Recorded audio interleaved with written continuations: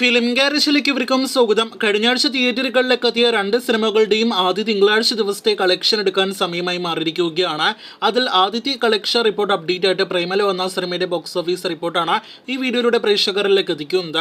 ഒരു romantic comedy entertainer വിഭാഗത്തിൽ പെടുന്ന സിനിമയുടെ തിയേറ്ററുകളിലേക്ക് എത്തി നമ്മുടെ പ്രേക്ഷകരെ, പ്രത്യേകിച്ച് കുടുംബ പ്രേക്ഷകരെ അടക്കം തിയേറ്ററുകളിൽ പിടിച്ചിരുത്തിയ, രസിപ്പിച്ച, ഒപ്പം തന്നെ ചിരിപ്പിച്ച പ്രേമലു എന്ന സിനിമയ്ക്ക് ആദ്യ തിങ്കളാഴ്ച നേരത്തെ ഒരു വീഡിയോയിലൂടെ പ്രേക്ഷകരെ അറിയിച്ചതുപോലെ ഒരു അവധി ദിവസത്തിന് സമാനമായ ഒരു ബുക്കിംഗ് ട്രെൻഡാണ് നമുക്ക് കാണാനായിട്ട് കഴിഞ്ഞിരിക്കുന്നത്. നെസ്ലൻ, മമിത ബൈജു എന്നിവർ പ്രധാന റോളുകളിൽ എത്തിയ സിനിമയ്ക്ക് ഇന്നലെ 1,52,00,000 പരമായിരുന്നു. ഇതേ സമയം ഞായറാഴ്ച കളക്ഷൻ എങ്കിൽ ഇന്നത് 88 ലക്ഷത്തിൽ പരമാണ്.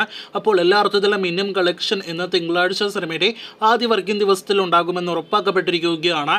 ഇന്ന് 1 കോടിയല്ല 1.5 കോടി രൂപയ്ക്ക് മുകളിൽ സിനിമ കേരള ഗ്രോസ് കളക്ഷൻ ഉറപ്പാക്കിയിരിക്കുകയാണ്.